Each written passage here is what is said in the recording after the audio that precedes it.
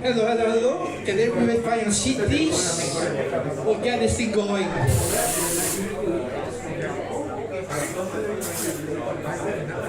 Please find yourself a seat.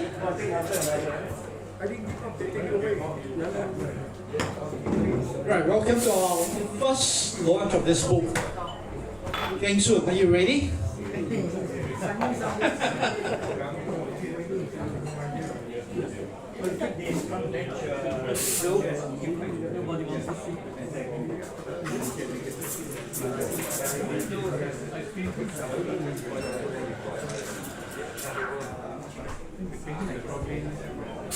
All right, over to you, Kheng Soon. Let's go. We'll start on time.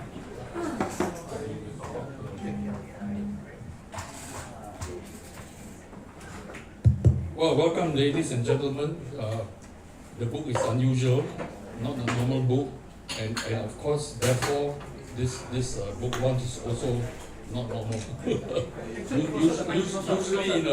Usually in a book launch, you will have somebody who will introduce the author, right? But I'm just going to introduce myself, okay? And also introduce the panel, right? And so we have here on my left,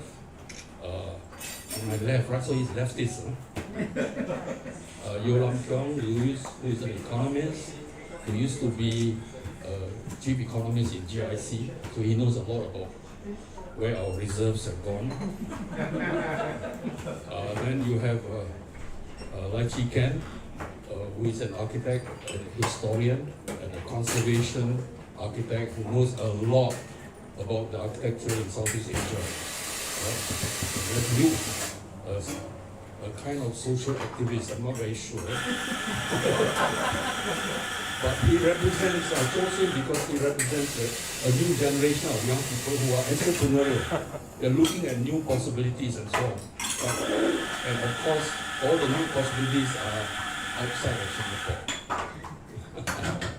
Okay, so the purpose of this book launch is not just to talk about the book, but to discuss the issues which the book identifies. Basically, I have to say right from the beginning, why did I do this? Okay. First of all, I must say that I'm very thankful to Friday Conversations, which we started 2 years ago, with people like Alfred. Who else? I can't see anybody else. Alex Tan. Who else? Anyway, so they are very inspirational in the support of this project, and of course Keong, right? The guy who makes it all happen.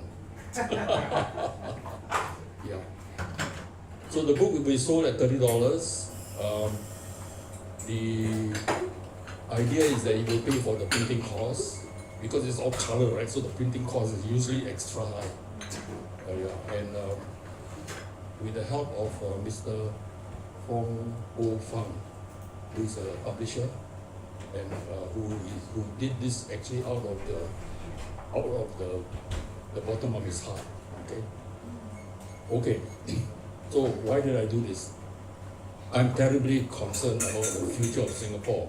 I have spent six decades, right, as an activist and as an architect. So I saw Singapore's development from its early days, right? I left school in 1957, just after the PAP was formed, and Singapore became a kind of self-governing state after the British granted it self-governing status.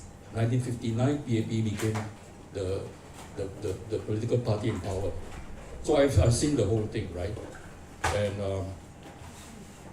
I'm very concerned that in the beginning, I think we did very well, and I think Lam Keong will talk about how in the beginning we had a stakeholder capitalism, but it has drifted more and more towards shareholder capitalism.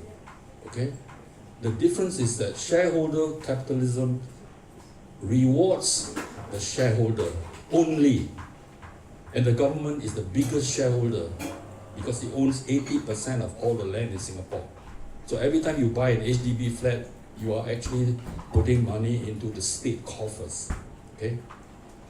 Stakeholder capitalism means not only shareholder gets benefit, but the stakeholders. Who are the stakeholders? The stakeholders are the people of Singapore, the environment, the institutions that make this place work properly.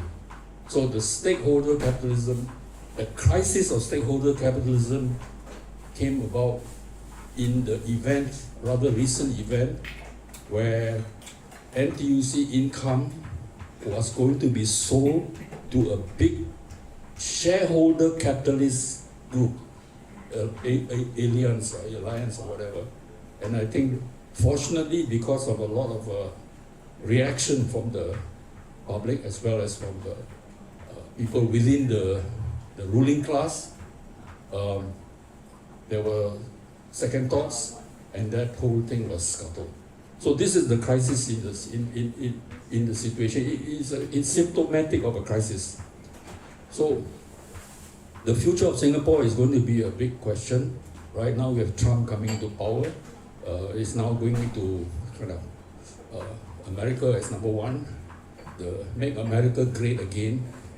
Does it mean that all the rest of the world is going to be put aside, right? In a sense it's good, but in a different sense it's bad. Because the Singapore economy depends entirely on the supply chain, right? Which is tied to the Euro-American order. And in the book, basically, I'm arguing that we must not rely entirely on the supply chain, but develop an eco-regional economy with our neighbours. So this is something which we need to discuss and develop better thinking, especially in the light of the Johor Singapore Special Economic Zone. Okay, and in fact, I would just like to tell you that I'm in the process of setting up a design research group called SPACE, SPACE, consisting of the Institute of Architects and all the architectural schools in NUS, in SUTD, and in the Singapore Polytechnic. Okay, and we are setting up also a counter group, a group in Johor, so that the two groups can discuss and work together, right? So this is a kind of initiative that we need to do as citizens. Okay, it will hopefully generate some good ideas, which if government thinks is good, take it. If government thinks it's lousy, throw it. It doesn't matter. But the important thing is that in the process of looking at this, of the master plan of the whole SEZ, all the participants, and I hope many of you will also join in the discussions, right? We will be learning a lot about how to do this joint venture between Singapore and Malaysia. Okay, so I would like to invite, first of all, to ask Lam Keong to talk about what are your reactions when you read the book from an economist's point of view. And then after that, the others will come in. Chee will talk about the issue of identity, right?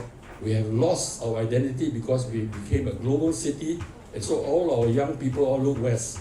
They forgot to be what we are. So that's one issue. And then and Luke there will talk about how young people can play a big role in the future. Okay?